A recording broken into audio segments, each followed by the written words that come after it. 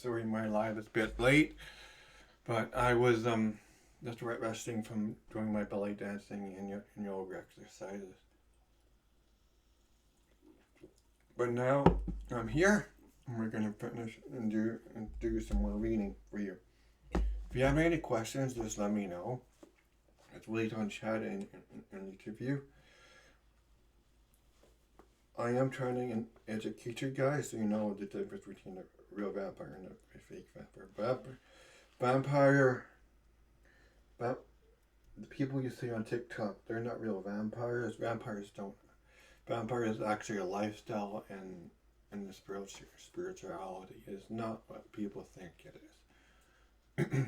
So, let's get on to it. We're gonna probably do some maybe chapter 6 and a little bit of chapter 7 today from the book that I've been reading from you.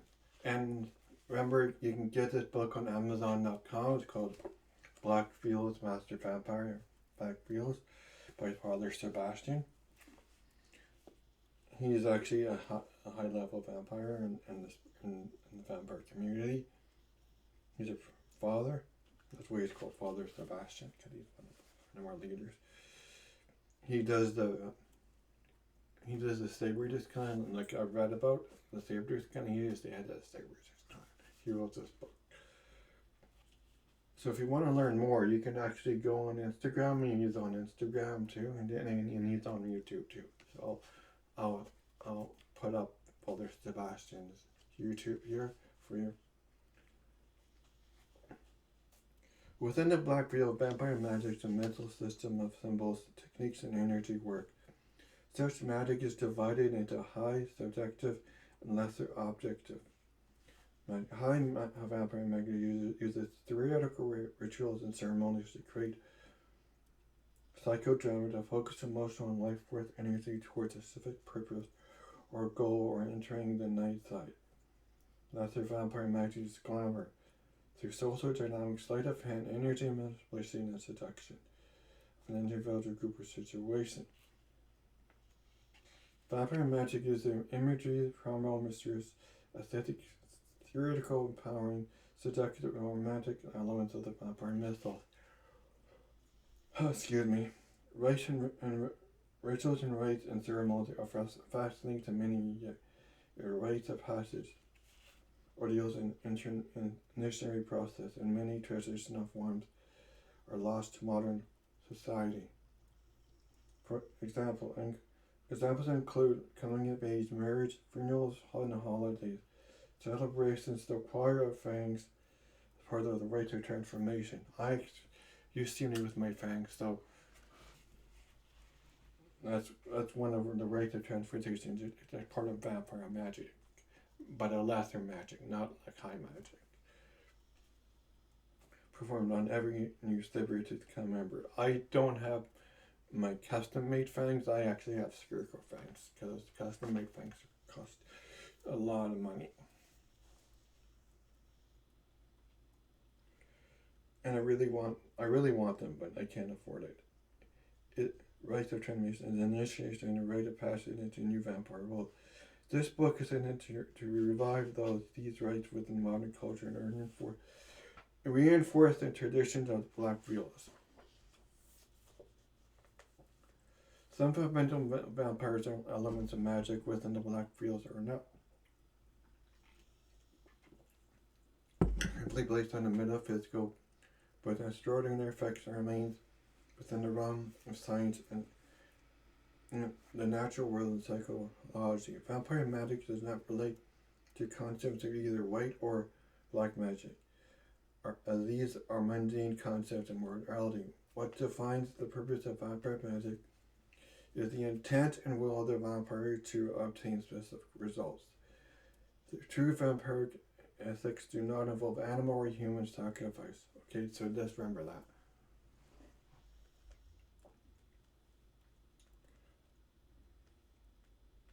Okay, where did I see? Okay, or harming others physically or mentally. Nor do they advocate worship anything but the ego and focus willpower. life force and mental energy. The goals and aims of Vampyre Magick should be attainable and realistic, and magic should not be complex but simple and spontaneous. Lesser magic, Vampyre Magick, and the Black Wheels is to be applied to everyday life outside the ritual chamber and without ceremony. Such magic includes use of glamour, physical appearance, body language, social dynamics, manipulation, fascination, clothes, color, sociology, order, seduction, cohesion, gestures, and applied psychology. The hypnotic gaze of a vampire is comparable to the bewitching behavior of a witch. Lesser magic is not realistic or ceremonial, but is applied to situations in everyday life and may include sleight of hand techniques used by musicians or seduction techniques such as those found in the game of pick artists or influencing towards your desired outcome. Each individual's lesser magic varies on their body type and personality. It is based upon the black veil vampire can call technique glamorous to routines, gimmicks, or spells. The first step is in gaining the attention of the target through various tools, include sentiment, cuteness, innocence, or beauty, wonder, or pure sexual appeal. High magic. Since high magic focusing was emotional and life force and introspective, ornament, purpose, or goal. These rites are based on techniques using theater and focus on using rituals and ceremonies. Here's where deep nighttime work takes place. The level of magic is detective. It is targeted as a transmuting internal subjective element of the individual.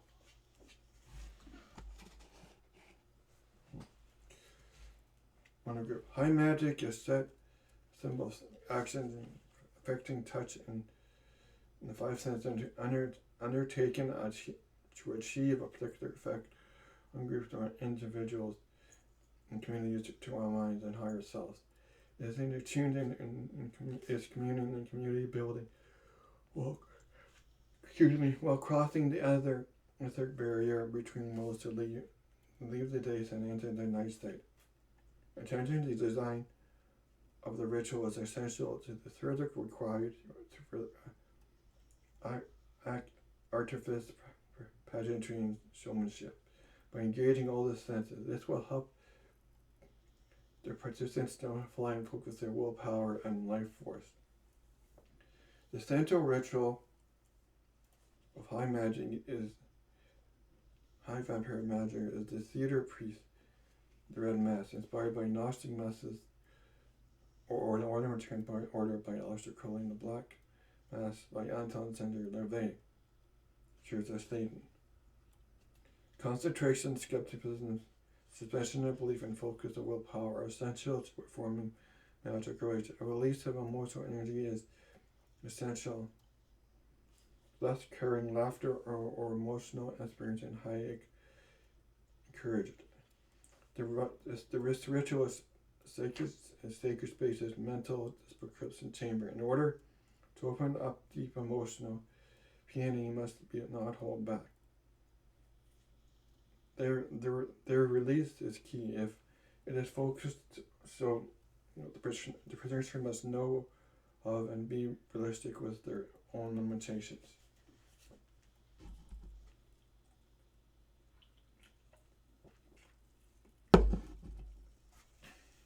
Sorcery. Vampire Callifico Sanguingo. Vampire magic within the Black Widow deals with manipulation of objects such as realities. Vampire sorcery deals with the manipulation of pure life force, itself to reality and the links with its concept connected. This is a deep night-side teaching and is not discussed within the realms of the basic text.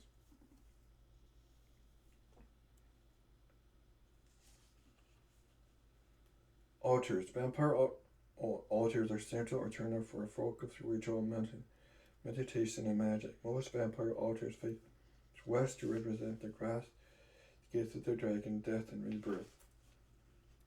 Traditionally, such an altar consists of a table covered with black cloth. These items on the altar include are found a black-hilted double-edged blade. I don't have one of those. A decorated box that can contain with a wooden wand. I don't have that. For directing well. A speculum black mirror with a containing subtle obstacle world. I don't have that either. I have that at my other place. Figurines and sigils representing pulses or deities. I do have that. I have Bast and I have a figure representing Hecate Thassalos. The Vampire Legacy Egg, a cauldron of other present forbidding incense, photos, or answers in color. I have my Legacy Egg. It's sitting somewhere here. A chalice and Florida water for cleansing.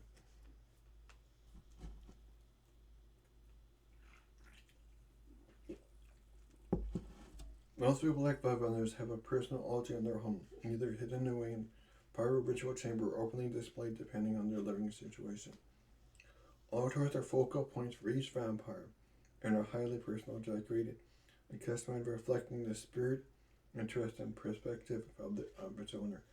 Looking at a personal altar is an interesting way to get to know another vampire. So I'll show you my altar. So my first figurine is Bast, my little plush Bast. This is him right here.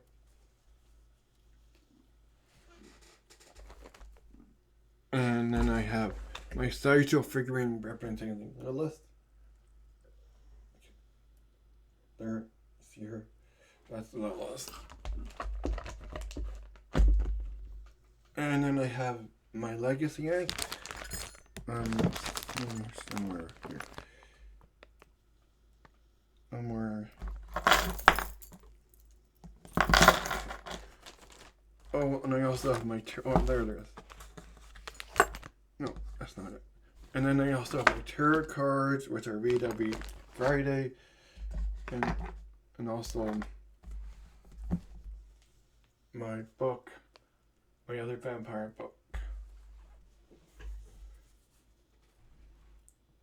The hat out them is a black hilted double-edged knife or sword that represents the control of life force energy.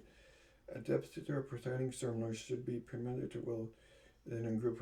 The Arthurnium is never used to draw physical blood. Its purpose is symbolic only. The Arthurnium is similar in function and used on the Wiccan ceremony, which is used to channel and direct energies.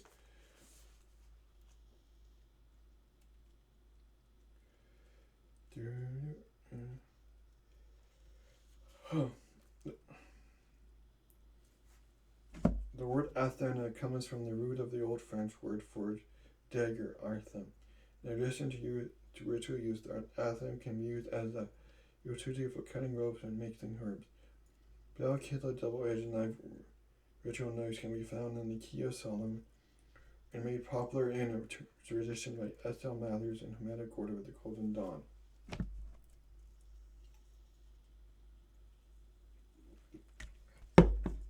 Amulet. Physical objects that are charged with the current or another type of energy are known as amulets and talismans. The difference between an amulet and a talisman is that the talisman shows a very specific purpose. It can have a servitor bound to it or programmed with a sigil. Amulets are more generic in purpose. This is my amulet, by the way. My black spider ring. Pendants being religious symbols such as a pentagram for crosses for Christians and stars of David for the Jewish are generally amulets. They represent the eventual spiritual path. The legacy anchor represents the legacy of Black Field. I have my legacy anchor, I just can't find it. It's here somewhere. Nope.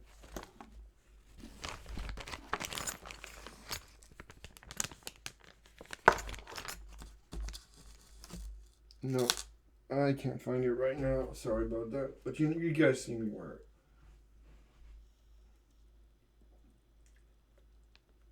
Such items give the legacy and pendant, but also custom-made amulets and talismans with sigils and the current imbued in them. Vampiric talismans are similar to mojo bags, and then they're astrological, like voodoo.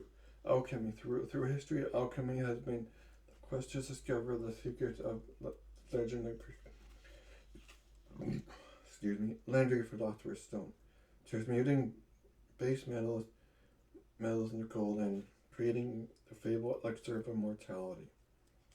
This sounds like one worthy goal for a vampire, like to live forever, to be financially stable. However, this is a perfect absence of a secret hidden in plain sight. From the Blackfield perspective, the quest for the Philosopher's Stone is a metaphor for the Zephyr and the spiritual ascension and conjunction, turning the needed mortalism into gold, or immortalism. With the vampire and mysteries of the Blackfield, alchemy refers to the quest for mortality, which is a never-ending process known as death fear.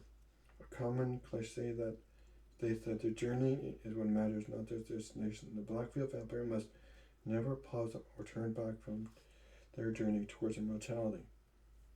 Immortality is a state that must be constantly maintained. It is timeless or unascension. A full awakening is free of limitation in time. The goal of the vampiric alchemy is achieving this process in the divine plane, which is teaching of a much more complex nature that can be covered with in this book. Okay?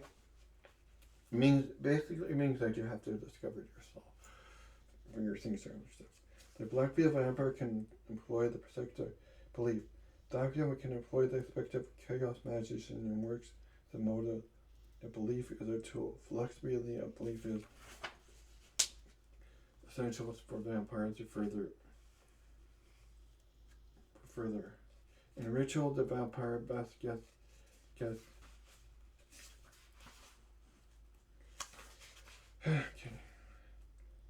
In ritual, the vampire gets his best rituals when the belief and disbelief are both suspended. This is true of nature.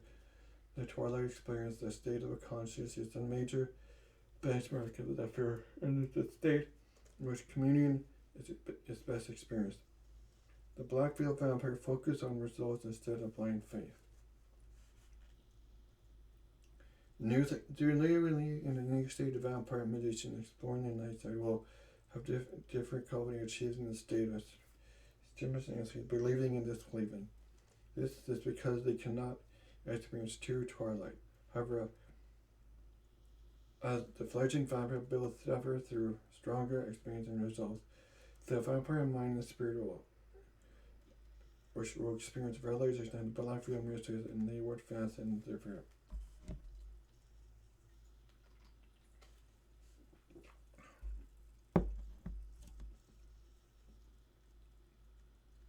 Disbelief and skepticism in the natural state is essential in empowering the vampire's state perspective.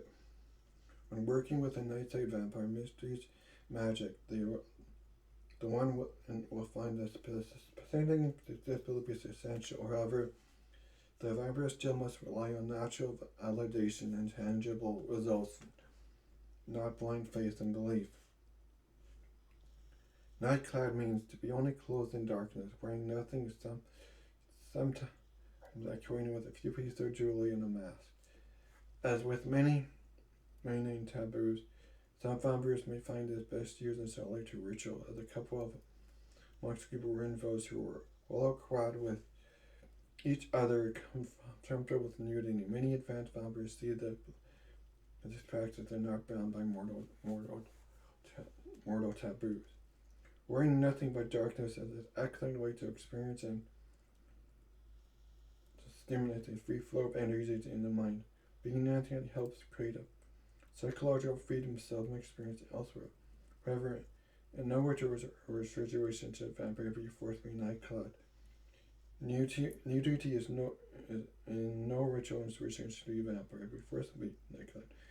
Nudity among vampires serves as a ritual intent and should never be initiated without full comfort and consent.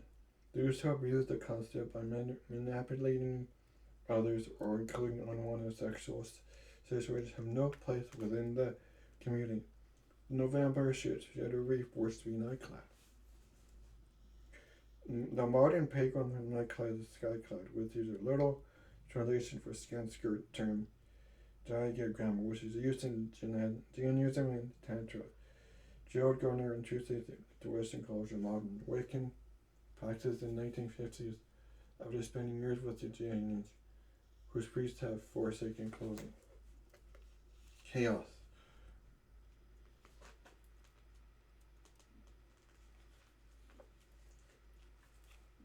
By nature, black veil vampires are chaos magicians, following the maxim stated by Peter J. Carroll, or the founding fathers of chaos magic. Belief is a tool.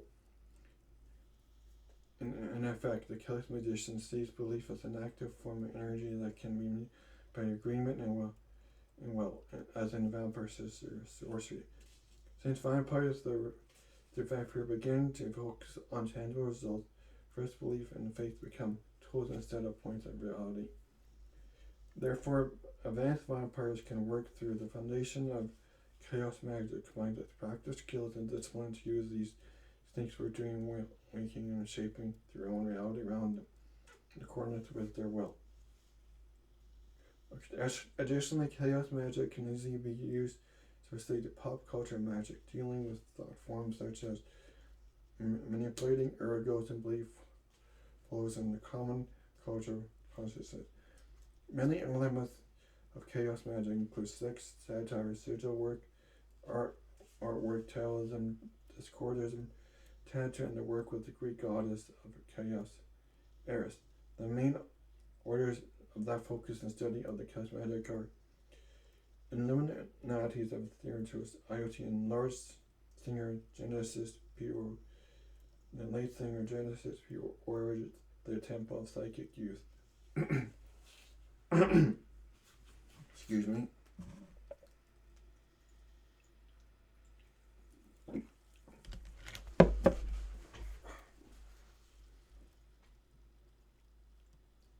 The accepted symbol of chaos magic is 8-pointed star, or banner of chaos, from the fantasy novel British writer Michael Moorcock.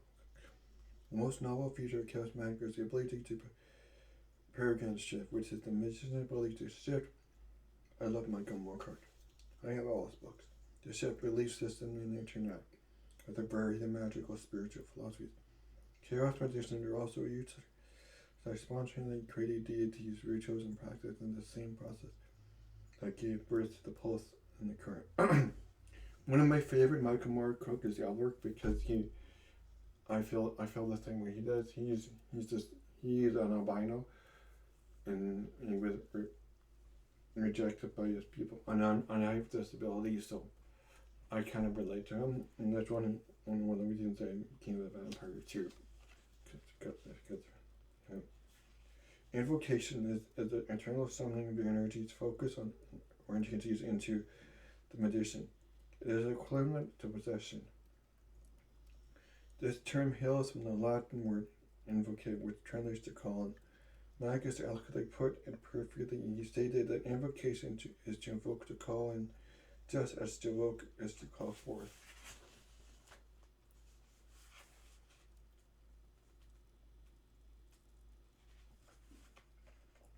Invocation is used in the arts of vampirism and is centered in the communion rituals where we invoke the ancestors or skin ride or possess us.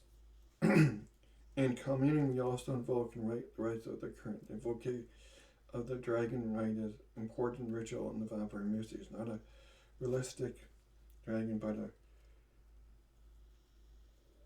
not really invoking the dragon, but a recognized prince at the core of itself and the throne of perception. I actually have to get my dragon from home. I don't have them yet.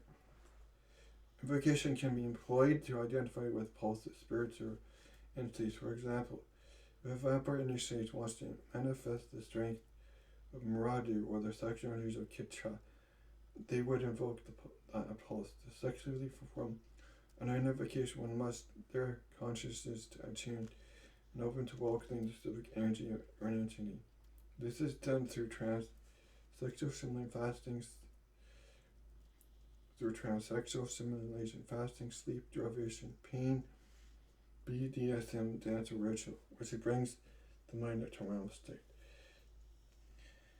In this state, the black veil vampire is most receptive to the entity they are trying to invoke. I love one of my favorite ways of evoking a deity is belly dancing. You have to try it out. I can there's a belly dancer I do all the time. I can show it to you. I'll list it on my YouTube channel. The opposite of an invocation is an evocation, which is to summon an external entity. Invocation is often accepted in mortal magic as calling a spirit into a container, circle, or ritual chamber. This is a little face-to-face situation, and the summoner can interact with the entity in person, ask for favors, make pacts, or gain information. Historical absence of invocation are found in ancient grimoires such as the Lesser Keys of Solomon, Greater Keys of Solomon, Dragon Rogue, and the Sacred Magic of Abraham the Mage. We use invocation in the communion to invite the ancestors to come feed from our land, offer sacred life force. The invocation are best used in group rituals as they will create common experience. Invocation literally it's only true as it's about one central magician fulfilling the ritual and having a personal experience. I actually have a TikTok on my channel that's for subscribers only about invocation. It's called Vampyre. You'll see it. It's there.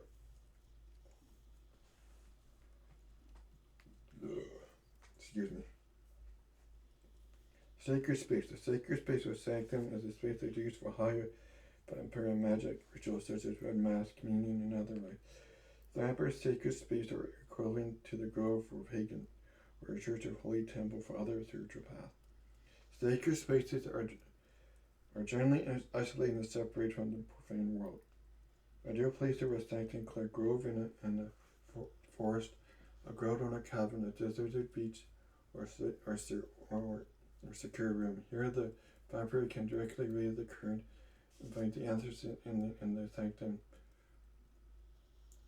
In the nights that can be deeply entered. Black young should come to a sacred space dressed and prepared as if for a full warfare of night classes that are attack, running funeral, requiem, rising, vampire funeral.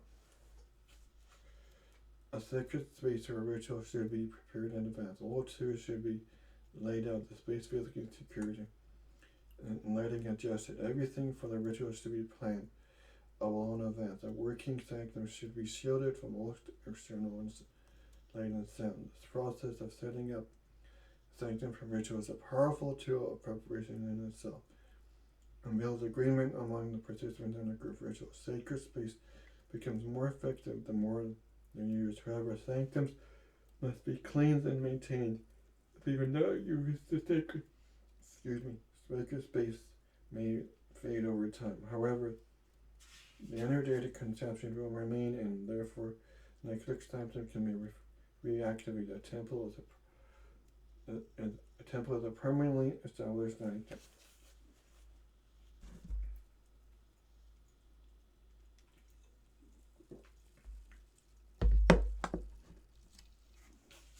Gnosis. Within a black veil's context, gnosis means personal well-being, a spiritual truth to resolve.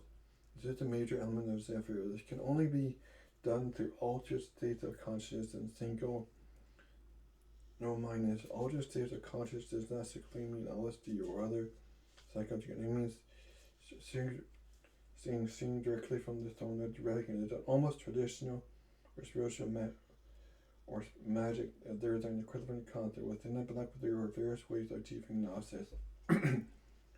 There are two paths of gnosis. The first is through an enabling mode, which focuses the mind on a single point. Some methods used to achieve an enabling mode include death trances, passive meditation, physical exhaustion, or sleep deprivation, gazing into a mirror until active consciousness disappears. Hypnosis or sensory deprivation. The second path gnosis is through an external world, which expands the mind beyond the personal consciousness. Some methods used to achieve an extreme mode include sexual excitement, emotional arousal, playing music, dancing, drumming, chanting, controlled application of pain, hyperventilating, overloading the senses, and physical disciplines like yoga. There are two separate states, being once into a primal state of being which awakens the dragon itself. These methods bring the practitioners close to the higher self and extinction gnosis. Achieving a state of gnosis is like becoming a flame or still pool of water. Contemplating the stimulating existence, excellent exercise for understanding gnosis. Most adepts of the likely will find gnosis one of the most challenging mysteries. However, it is a puzzle full of vampires.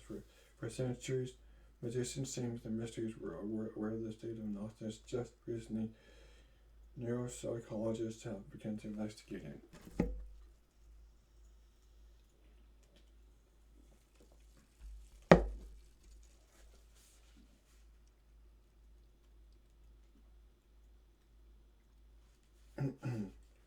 Necromancy. Black real vampires practicing the nighttime magic practice necromancy, hailing from the Greek word necros and mantra divination. Necromancy is the art of divination by living through communion with the dead.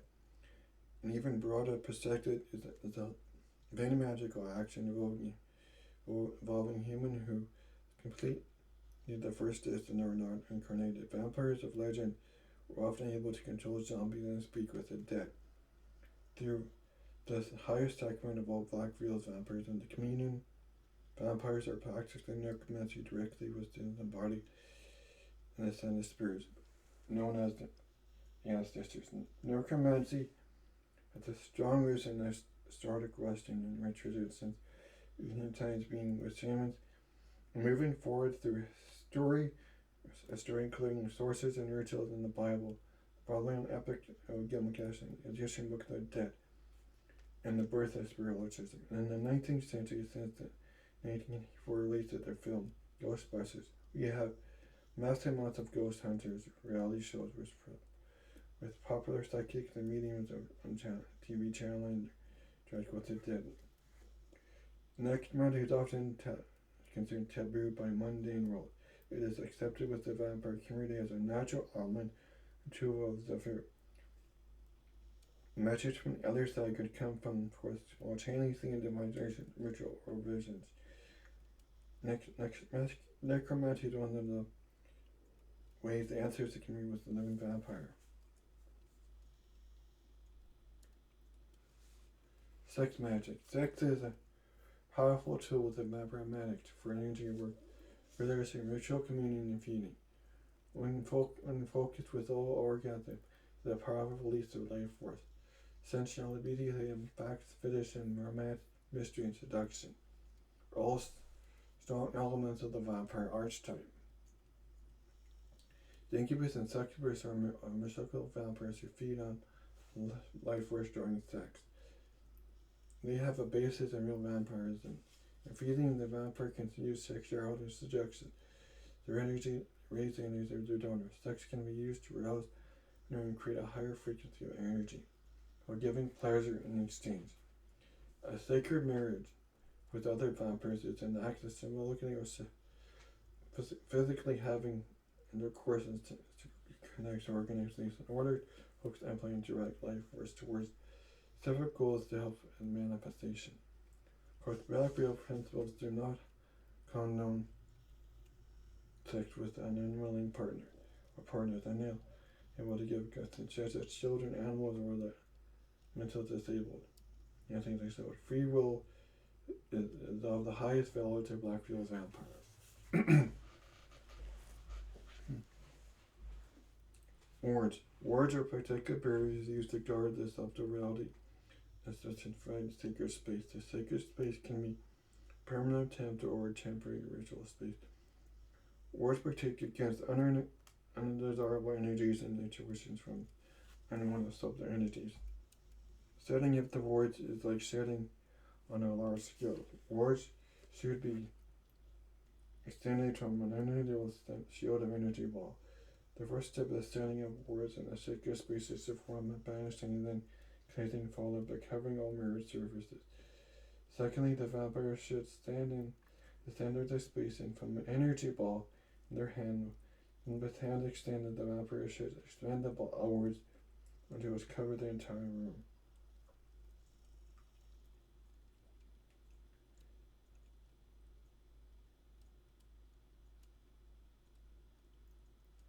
Once this is done, the room is warded. The vampire should be careful to reinforce the wards on all doors and portals.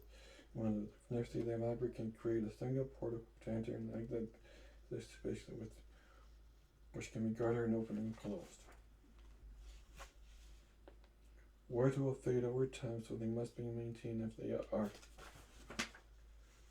intended to last. The more frequently wards are created in a specific space, the stronger there will be. Vampires who associate with a marauder pulse are often more efficient creating wards, and is a common technique employed by those who are dealing with impulse.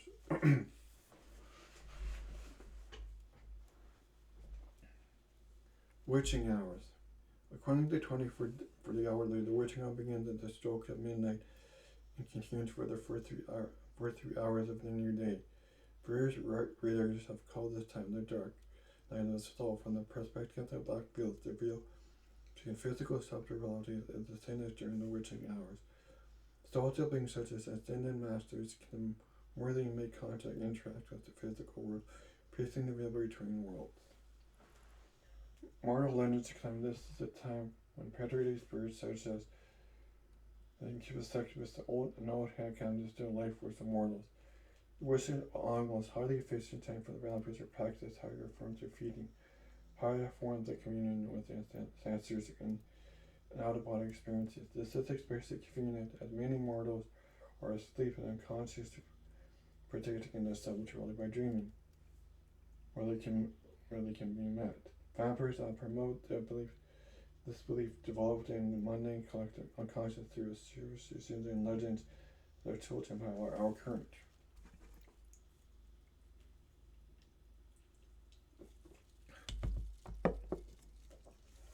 Psychodrama.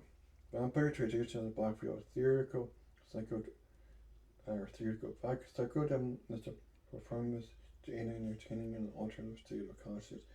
It does not matter if the ritual is acted out physically, like a prayer for therapy in the mind. However, psychodrama such as wearing fangs and costume, using props, playing magic, music, or sensing there will for many vampires aid in suspicion of the beliefs and make the ritual more effective and enjoyable. Active human rituals contain elements of psychodrama to enhance the flow of energies. Shifting. Vampires in mythology, literature, or fiction can often shape change into a bat, wolf, or mist. In reality, like the theory on some vampires are practitioners of the art of shape-shifting, or simply shifting with the wolf, being the most common and favorite form of practitioners for lycanthropy. Okay, I have to stop. Sorry. I have to stop. My head is feeling really wicked, really weird right now, so we're gonna start again tomorrow. I hope you enjoyed this reading. If you haven't seen it, I hope you learned. And then you can check it out on my YouTube. I'll see you later.